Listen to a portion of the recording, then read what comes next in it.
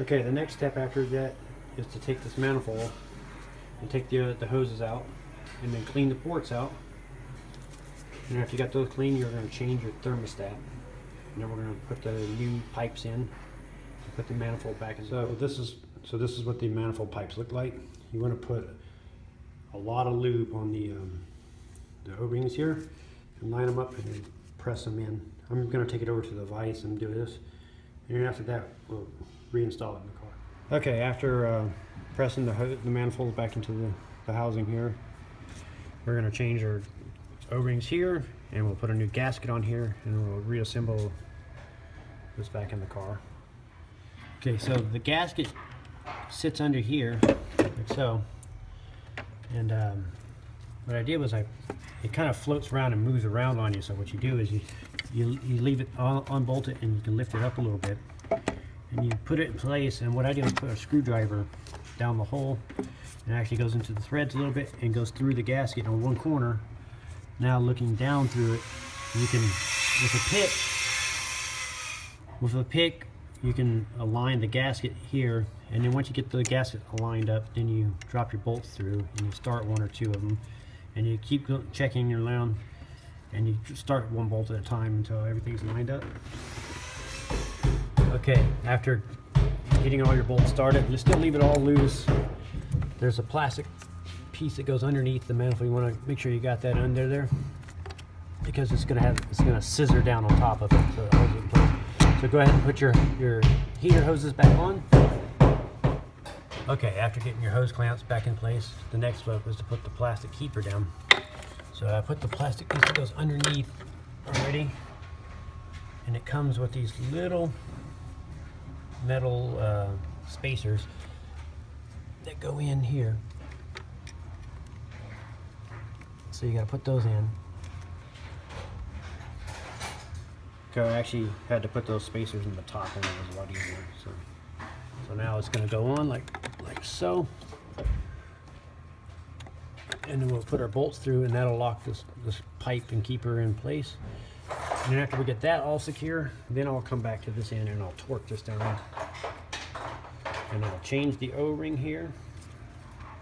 Okay, so I started the bolt here and here, and I got it started here, but I left it loose.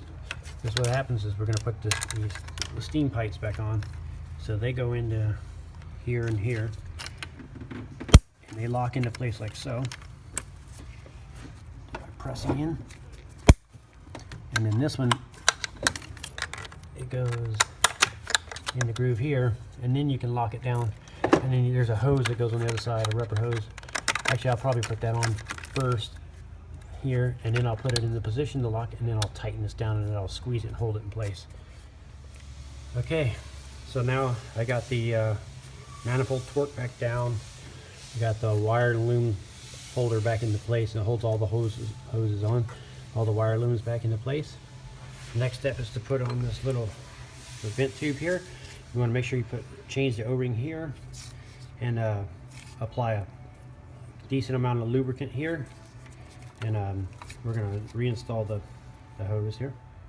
Okay, after getting everything back on, the pipe back in, and your wire harness back here, over here done, your lower hose back on, and I reattached the upper hose. The next step is to prep the intake manifold to go back on. Actually, at this point, the cooling system is actually sealed. So before you put everything back together, what you could do is you could fill up your cooling system and pressure test it and double check for leaks before you put the intake back on.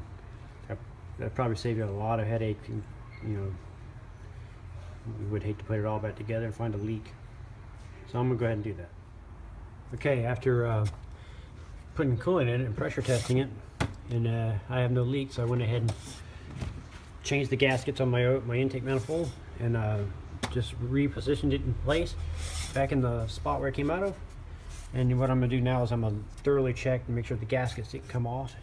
With a mirror, I'll lift it up a little bit and put a mirror in there. And then I'm going to go ahead and reattach my brake booster hose, which I just did, and the vacuum line that was back here that we took off earlier.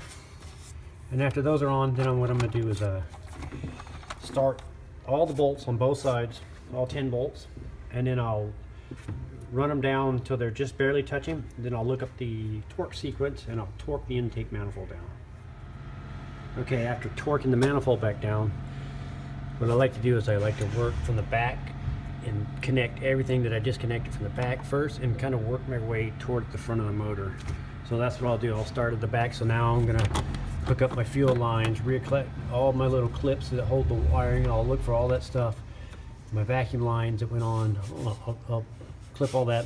Then after I get that done, I'm gonna go down the sides and reattach all the fuel injectors, replug them all in on both sides. Okay, after getting all the injectors plugged back in, they just push on. So you hear the click, and then that'll pretty much secure the injectors. Next would be the throttle body will go on next. So make sure you change your seal. And we'll put our throttle body in, and then the bracket that went with it. We have to round the throttle body. So we'll assemble the bracket and the throttle body. Okay, after mounting the throttle body back in, the bracket that holds all the wiring harness and stuff in, and back in place. All the wires connected back up to your throttle body and your sensors, your purge valve, all routed. I went ahead and put the PCV system hoses back on, so the crossover pipe goes from valve cover to valve cover, and then from the PCV valve to the throttle body. I actually put brand new ones on. Best thing because these break really easy. And so the next will be to put the engine covers back on, and then we'll put the air injection pumps back on. Alright, after putting the covers on and putting the secondary air injection back on the driver's side back on, the next is to put the mounting bracket for the secondary air injection back on the passenger side. So we put it in there, put our bolts in, and we'll put the air injection on. Make sure all of our electrical connectors and hoses are all secured and back into places where they belong. And then after that, we'll put on the throttle body or the intake hoses, and then we're pretty much ready to fire it off after that. Okay, now that we got our pumps and brackets back on for the air injection systems, and I double checked back here already that everything is connected and where it's supposed to be and routed right. Now we're going to put the air intake system back on, and the boot back on, and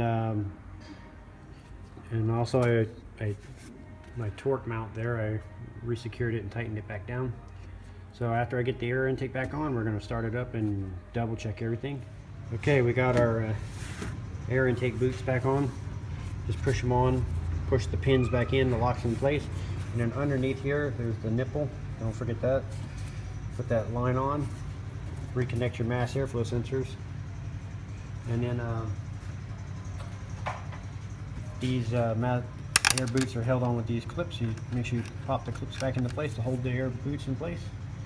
After that, we're ready to start. Okay, after firing it off and putting on the lower shields, everything's running great, no leaks, and I'm just going to thoroughly double check everything around what I touched, and go test drive it and make sure everything is kosher, and then give this back to the customer. I'd like to thank you again for watching my videos, and as always, it's my pleasure sharing my experience with you. You can follow me on Facebook or check out my website at howtoautomotive.com. I have videos and tutorial videos and tips. Thank you again.